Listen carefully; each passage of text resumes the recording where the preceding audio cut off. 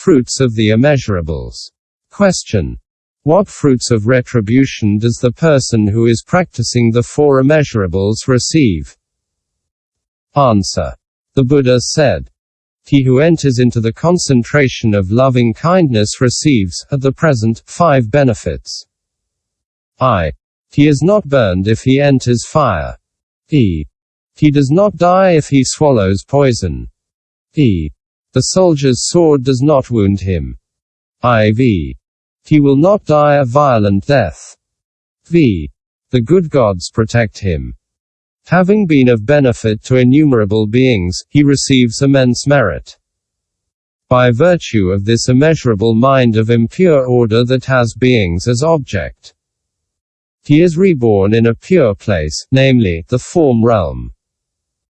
Question. Why did the Buddha say that the reward for loving kindness is to be reborn in the Brahma heavens? Answer. Because the brahmadevas are venerated by beings, everyone has heard of them and everyone knows them. The Buddha lived in the Indian kingdoms where there were always many Brahmins in whose religion virtuous men were all reborn among the brahmadevas. When they learn that the devotees of loving kindness are reborn among the brahmadevas, beings have great faith and are ready to practice loving kindness.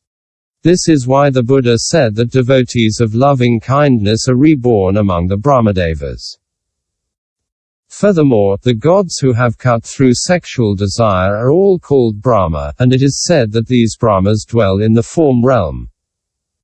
And so the fact of having cut through sexual desire is called brahmacarya celibacy, and those who have cut through are called brahmanas.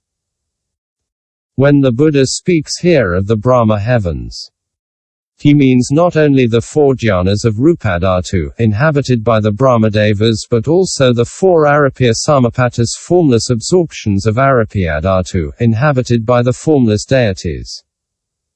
Investigation and analysis, which are eliminated in the dhyanas of arupyadhatu, are so difficult to destroy that the Buddha does not speak here about the levels higher than these dhyanas, namely, the 4 arupyasamapattis. In the same way, when he spoke about the discipline of speech which is part of the fivefold discipline of the upasaka, the Buddha mentioned only one abstention, the abstention from lying, but he implied the other 3 abstentions regarding slander, harmful speech and idle chatter. Question. So loving kindness brings the 5 benefits in question. But why did the Buddha say nothing about the benefits brought by compassion, joy and equanimity? Answer. Refer to the above comparison. By speaking of one single thing, the Buddha intends the other 3. This applies here also. What the Buddha said about loving kindness is equally true for compassion, joy and equanimity. Furthermore, loving kindness is the immeasurable par excellence. Loving kindness is like the king. The other 3 immeasurables that accompany it are like the people. Why? First, the yogin, by the mind of loving kindness, wants beings to find happiness. Seeing that there are some who do not find happiness, he produces the mind of compassion.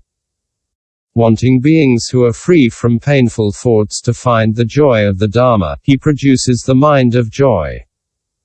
Feeling neither aversion nor fondness nor sorrow towards these 3 things, he produces the mind of equanimity. Finally, it is loving kindness that gives happiness to beings. Moreover, in the Sangye Han, the Buddha spoke about the mind of compassion endowed with the 5 benefits. In many places in the Mahayana Sutras, he spoke about the benefits it presents. Thus, in the Wang Mingpo Sa King, he said, the Bodhisattva practices the 32 kinds of compassion among beings. The former increase gradually and change into great compassion. Great compassion is the root of the qualities of all the Buddhas and Bodhisattvas. It is the mother of Prajnaparamita and the grandmother of the Buddhas.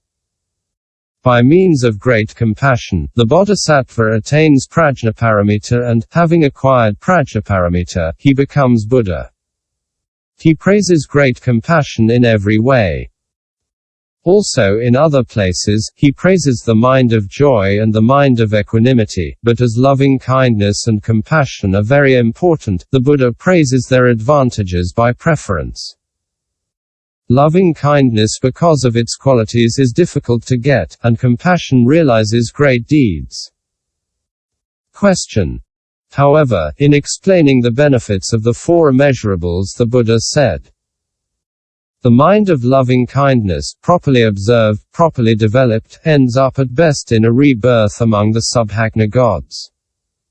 The mind of compassion, properly observed, properly developed, leads at best to the sphere of the infinity of space. The mind of joy, properly observed, properly developed, ends up at best in the sphere of the infinity of consciousness. The mind of equanimity, properly observed, properly developed, leads at best to the sphere of nothing at all. The three spheres in question belong to the arupyadhatu and not to rupadhatu, which forms the brahmaloka. Why then did the Buddha say above that the fruit of retribution of loving kindness and the other immeasurables is rebirth in the Brahma heavens? Answer. 1. The teaching of the Buddhas is inconceivable. He speaks in this way in order to conform to the needs of those to be converted. 2. Furthermore, when one emerges from the concentration of loving kindness, it is easy to be led to the third dhyana, the summit of which the subhagna gods occupy. On emerging from the concentration of compassion, it is easy to enter into the akasanayatana. On emerging from the concentration of joy, it is easy to enter the vijnananantayatana. On emerging from the concentration of equanimity, it is easy to enter into the akamkanyayatana. 3. Furthermore, by means of the mind of loving kindness, the yogin wishes that all beings may find happiness and, as a reward for this thought, he himself finds happiness. In the threefold world, the subhagna gods are the happiest. This is why the Buddha says that the mind of loving kindness leads at best to rebirth among the subhagna gods. By means of the mind of compassion, the yogin sees beings who are old, sick, weak, tormented and suffering. A feeling of pity arises in him and he wonders how he can liberate these beings from suffering. Actually, if one eliminates the internal suffering, the external sufferings go away, and if one eliminates the external suffering, the internal suffering goes away. The yogin then says, those who have a body necessarily encounter suffering. Only those who have no body meet up with no suffering. And yet the akasa excludes all form and, by that very fact, escapes from suffering.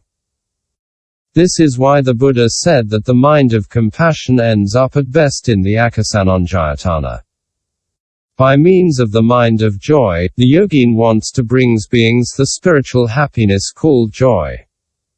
In this spiritual happiness, the mind, freed from the body, is like a bird that has escaped from its cage. In the akasananjayatana, the mind, although free of the body, was still attached to space. The vijnananantayatana is immense. It is consciousness in all the phenomena, and this consciousness enjoys unlimited sovereignty. This is why the Buddha said that joy ends up at best in the vijnananantayatana. By means of the mind of equanimity, the yogin remains neutral to the suffering and the happiness of beings and, since he ignores suffering or happiness, he attains true equanimity, namely, the akamkanyayatana. This is why the Buddha said that the mind of equanimity ends up at best in the akamkanyayatana. These four immeasurables are acquired only by the noble individuals and not by the worldly people. 4. Finally, the Buddha knew that, in future times, because they were of weak faculties, his disciples would become attached to dharmas by way of making distinctions and would wrongly say about the four immeasurables. The four limitless ones, having beings as their object, are exclusively impure, concern the desire realm exclusively and do not exist in the formless realm. In order to destroy the wrong views of these people, the Buddha said that the four immeasurables also concern the